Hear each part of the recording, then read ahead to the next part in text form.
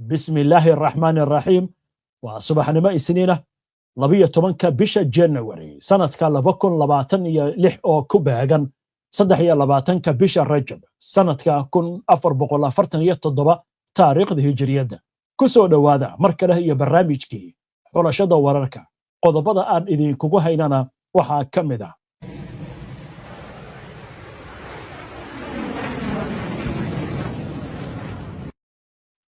qaar ka mid ah dalalka Yurub ee NATO ka mid ah ayaa diyaarinaya qorshe ciidamo lagu geynayo jasiiradda Greenland ee Mareykanku uu doonayo in xoog iyo xeelad uu kula wareego tilaabo laga cabsi qabo inay dhaliso isku dhac dhexmara gaashaanbuurta reer galbeedka Iran oo shaacisay inay gacanta ku dhigtay shabakad u shaqeynaysay Israa'iil oo qayb ka ahayd ficilada banaanbaxyada ka socda waddankaasi mas'uul Mareykan ah ayaa isna sheegaya in haddii meesha uu ka baxo nidaamka Iran taasi ay ka dhigan tahay dhamaadkii Xisbullah Xuutiyiinta iyo Xamaas Israa'iil oo gashay xaalad heegan iyo feejignaan iyadoo la diyaarinayo goobaha gabaadka looga galo gantaalada arrintan ayaa waxay ku soo aadaysaa xilli laga cabsi qabo dagaal ka qarxa gobolka Bariga Dhexe iyadoo Mareykankuna uu weeraro Iran sidoo kale warar arrimaha Gaza iyo Xamaas ku saabsan ayaan barnaamijka idinkugu haynaa dhammaan wararkan iyo weliba kuwa kale oo faahfaahsan iyo wixii warah ee soo kordhay intayna hawada ku jirno ayaan idinkugu soo gudbinaynaa barnaamijka xulashada wararka markala daawadayaan si aad ula socoto oo hesho wararkan barnaamijyada iyo macluumaadka aynu halkan ka soo gudbinayno haddii aad ku cusub tahay baraheena bulshada ama horay aadan ugu xirnayn hadda ku soo biir waad ku mahadsantihiin daawashada barnaamijka saaka waxaynu ku bilaabaynaa waddanka Iran halkaasi oo war weyn uu ka soo baxay saacadihii la soo dhaafay mas'uuliyiinta lamaha ammaanka ayaa shaaca ka qaaday in ay gacanta ku dhigeen laba qof oo ku sugnaa gobolka waqooyiga Khorasan kuwaasi oo lagu eedeeyay in ay xiriir la leeyihiin hay'adda sirdoonka Israa'iil ee Mossad ila wargalah oo ku dhow hay'adda sirdoonka ilaalada kacaanka islaamiga ee Iran ayaa sheegay in ciidamada ammaanku labadaas eedaysana ay ku xireen magaalada Bochenarod kuwaasi oo lagu tuhunsan yahay in ay door hogaamineed ku lahaayeen shabakad lagu sheegay in ay la xiriirto Mossad isla markaasna ka qayb qaateen abaabulka rabshado iyo dhacdooyin gacan ka hadal ah oo ka dhacay gobolka waqooyiga Khorasan sida ay warisay wakaaladda wararka ee Tasniim warka ayaa intaasi ku daraya in ciidamada ammaanku gacanta ay ku dhigeen qalab isgaarsiineed iyo kuwa basaasinimo oo ay wateen dadka la qabtay iyadoo sidoo kalena hub iyo rasaas laga helay ilaa hadda lama helin macluumaad madax bannaan oo xaqiijinaya saxnaanta eedeymahan ka dhanka ah labada qof habeennimadii xalay Turkiga waxa uu ku eedeeyay Mossad inay kicisay dibadbaxyada iyadoo wasiirka arrimaha dibadda ee dalka Turkiga Hakan Fidan uu sheegay in Israa'iil ay ka faa'iideysanayso caqabadaha dhaqaale iyo qalalaasaha gudaha si ay u sii fogeyso kala qaybsanaanta Iran isagoo xusay in Mossad ay ku boorinayso dadka reer Iran inay kacaan kana hor yimaadaan nidaamka iyadoo adeegsanaysa internetka iyo baraha bulshada waa tahay haddaba iyadoo xaaladan ay taagan tahay gobolka Bariga Dhexena cabsi weyn ay jirto ayaa gudaha Israa'iil waxa laga soo sheegayaa feejignaan iyo heegan buuxa in la galay aynu eegno war amurtan la xiriira Israa'iil ayaa sare u qaaday heerka heegankeeda amni ilaa heerkii ugu sareeyay xilli doodbaxyada ka socda Iran ay galeen toddobaadkii saddexaad iyadoo laga cabsi qabo in xaaladdu isu bedesho iska horimaada goboleeda gaar ahaan haddii Mareykanku uu ku qaado tilaabo military Iran taliska gurmadka gudaha Israa'iil ayaa faray maamulada maxalliga inay diyaariyaan gabaadyo iyo xarumaha badbaadada ee laga hoos galo gantaalada iyo weerarada inkastoo ay muujinayaan in xaaladdu aysan ahayn mid halis ah si looga fogaado in shacabka dhexdiisa cabsi laga dhex abuuro iyadoo ay jirto feejignaan dhanka warbaahinta ayaa haddana hay'adaha siyaasadda iyo amniga Israa'iil waxay wadaan wada tashiyo joogto ah oo wada xaajooda si loo qiimeeyo diyaar garowga military iyo kan rayidka ra'iisul wasaaraha Israa'iil Benjamin Netanyahu ayaa kulamo amni oo isdaba joog ah waxa uu la yeeshay taliyaha ciidanka difaaca Israa'iil Eyal Zamir iyo golaha amniga si loogu diyaar garoobo suurtagalnimada isku horimaad toos ah oo lala galo Iiraan ilaa ila amni ayaa waxay sheegayaan suurtagalnimada dagaalku inuu ka qarxi karo dhowr jiho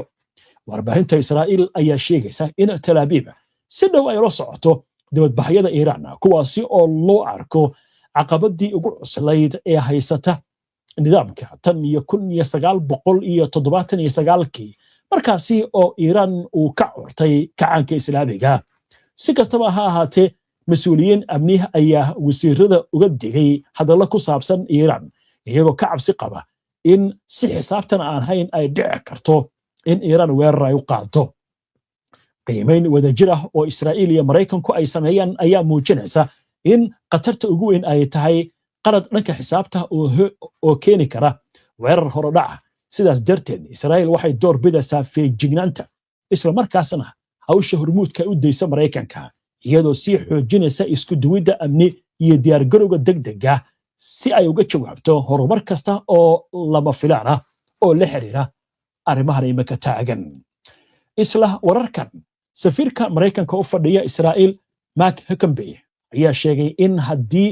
xukunka Iiraan la rido taasi sidoo kale ay ka dhigan tahay dhamaadkii kooxaha Iiraan ay taageerto ee Xisbullah Hamas iyo Xuutiyiinta wuxuu yiri haddii shacabka Iiraan ay doortaan inay soo afjaraan in ka badan 46 sano oo xukun nacayb iyo karti darro ah waxaa suurtagal ah in dib loo soo nooleeyo dhaqankii Farisiga ahaa ee waxbarashada farshaxanka miisika iyo xoogga isla markaasna ay dhamaadaan Hamas Xisbullah iyo Xuutiyiinta hadalladan ayaa imaanaya xilli dibadbaxyo ballaaran oo ka dhan ah dowladda Iiraan ay gilgileen gobolada waddankaasi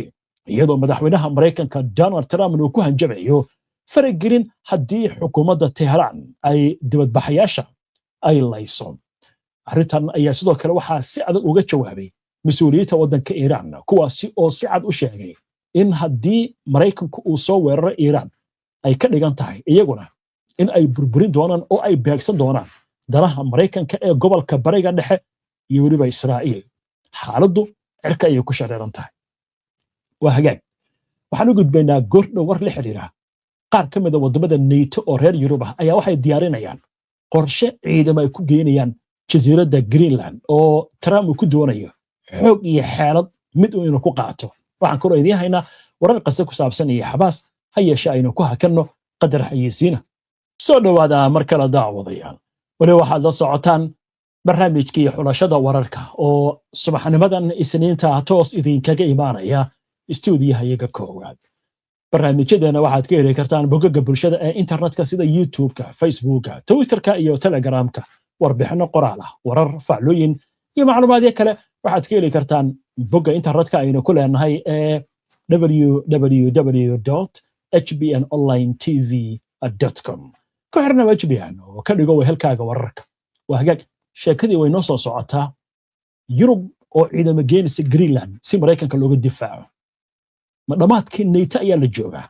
mise isku dhicin NATO waanu iman doonaa warkaas laakiin haatan waxaynu qoransanaynaa xagga Mareykanka Gaza oo war uu ka soo kordhay ururka Hamas ayaa sheegay in ay farayaan dhammaan hay'adaha iyo waxyaha dowladda ee hoos yimaada in ay u diyaar garoobaan wareejinta awoodahooda guddi madax bannaan oo ka kooban farsamayaqaano Falastiiniin ahna ay ku wareejiyaan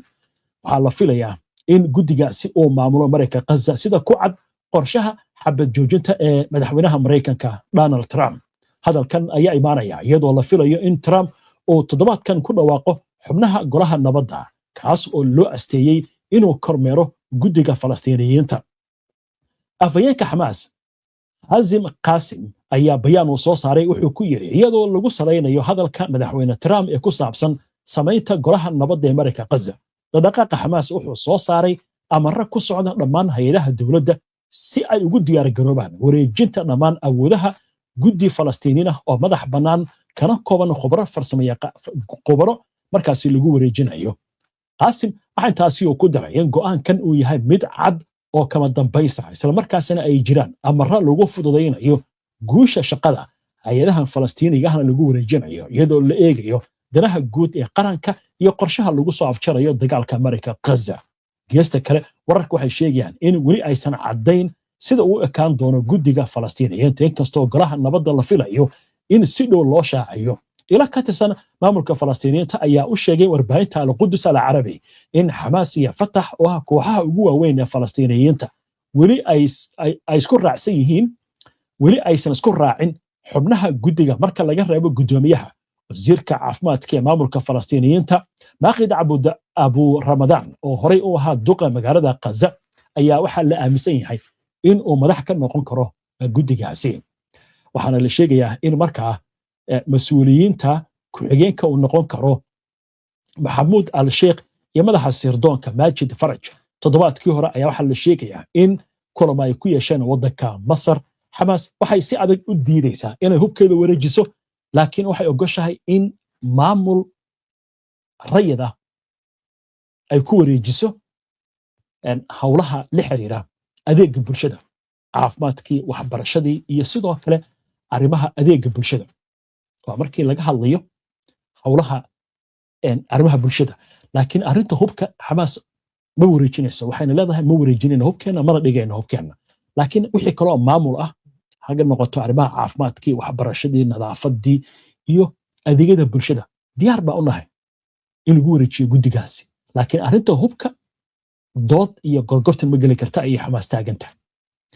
waxa qodobkaas halkaas aynu kaga baxno marka waxaynu eegaynaa madaxweynaha Mareykanka Donald Trump dhowr jeer waxa uu ka hadlay in Mareykanku ay doonayaan in xoog ama xeelad ay kula wareegaan jasiiradda Greenland jasiiraddan waxay ka tirsan tahay waddanka Denmark inkastoo maamul hoose ay leedahay laakiin Denmark waa waddan ka mid ah midowga Yurub iyo sidoo kale NATO haddii ciidan la geeyo maxaa dhici doona marka Trump wuxuu leeyahay jasiiraddan waan u baahanahay sababtuna waxay tahay Ruushka iyo Shiinaha ayaa laga yaabaa inay qatar halkaas nagu geliyaan haddaba warbixin amurahani ku aadan waxaa soo jeedinaya wariyahayaga Yaxya Ciise mas'uuliyiin ka tirsan dowladda Britain ayaa la sheegay in ay kulamo la leeyihiin dhigooda Faransiiska iyo Jarmalka si ay u bilaabaan qorshe suurtagal ah oo ciidamo militari lagu geynayo jasiiradda Greenland sida uu qoray wargeyska The Telegraph talaabadan ayaa imaanaysa iyada oo ay sii kordhayaan walaacyada Yurub ee ku aadan mustaqbalka ammaanka Greenland iyo hadallo muran badan dhaliyay oo ka soo baxay madaxweynaha Mareykanka Donald Trump isaga oo sheegay inuu xoog ama xeelad ku qaadan doono jasiiradda Greenland sabab uu ku macneeyay inay halis uga imaan karto Shiinaha iyo Ruushka Greenland oo ah dhul ismaamul goboleed ah oo ka tirsan boqortooyada Denmark ayaa leh muhiimad istiraatiiji ah oo sii kordhaysa gaar ahaan marka la eego tartanka quwadaha waaweyn ee ku aadan gobolka Arctic isbeddelka cimilada iyo kheyraadka dabiiciga ah muddooyinkii la soo dhaafay Trump ayaa si cad u muujiyay in Greenland ay tahay meel istiraatiiji ah oo Mareykanku uu daneynayo taasi oo dhalisay caro iyo walwal ka imaanaya Denmark iyo xulafada Yurub warar soo baxaya ayaa sheegaya in Britain Faransiiska iyo Jarmalku ay ka wada hadleen qorshe suurtagal ah oo ah in la sameeyo howlgal wadajir ah oo hoos yimaada NATO si loo xoojiyo joogitaanka military ee Greenland qorshayaashan ayaa weli ku jira marxalad hore waxaana laga yaabaa inay ku ekaadaan diyaarin isdhaafsiga xog amni ama tababarada wadajirka ah halkii ay ka ahaan lahaayeen ciidamo joogto ah dowladda Faransiiska ayaa horey u xaqiijisay inay la shaqeynayso xulafadeeda Yurub si ay u diyaariyaan qorshayaal degdeg ah haddii ay dhacdo in Mareykanku uu qaado tallaabooyin hal dhinac ah oo ku saabsan Greenland arrintan ayaa muujinaysa sida uu muranku uga gudbay hadal siyaasadeed una noqday arrin amni oo dhab ah qubarada amniga ayaa sheegaya in dhaqdhaqaaqyada Yurub ujeedadoodu ay tahay ilaalinta madax banaanida Denmark xasilinta gobolka Arctic iyo ka hortagga in Greenland ay noqoto goob loolan military oo u dhaxeeya xulafada reer galbeedka xiisadan ayaa muujinaysa sida isbedelada caalamigu ay u bedeleen goobo hore u ahaa kuwa xasiloon ayna u rogeen hadda kuwa ay ka taagan yihiin xiisado uguna soo jeediyeen indhaha quwadaha caalamka Yaxya Ciise HBN Online TV وهجاج يحيى آد بومهسين هي حارده مركل كاسي مريسا وينو أركض دونا وحو كتشوا بمدحونها أمريكا كان دونالد ترامب هدي أي نقطة إن وضمضان ريال يوروب عندما أي جيان جزيرة جرينلاند حتى وحو تاجين هاي حوج ما هنا حتى حالات بنكرر جزيرة هل يجي إيبيو أيو تاجين وحلصوا عنا قبل كان ألاسكا أمريكا كروش كانوا كإيب سدي مركا من دعي دونتا Greenland in Maraykanku u iibsado mise xoog ayuu ku dayi doonaa haddiise ay dhacdo in xoog meesha u yimaado oo waddamadana ciidamo ay geeyaan isku dhicii NATO miya imaan doona halkaas waxaa kusoo afjarmi doonta gaashaanbuurtii NATO inagu og 1990kii in ay burburtay gaashaanbuurtii Warsaw ee midowga Soviet uu hogaamin jiray wax walba bilow bay leeyihiin dhammaadna way leeyihiin ma dhammaadkii baa la joogaa adigu ra'yigaaga qaybta hoose ee fariimaha daawade inoogu reeb intaa ayaan kusoo gabagabeynayaa barnaamijka waana ku mahadsantihiin daawashada barnaamijka si aad ula socoto wararkan iyo barnaamijyada iyo macluumaadka aynu halkan ka soo gudbino haddii aad ku cusub tahay baraheena bulshada amaba horay aadan uga xirnayn hadda ku soo biir aynoo barnaamijka xiga insha Allah inta ka horeysa nabadgelyo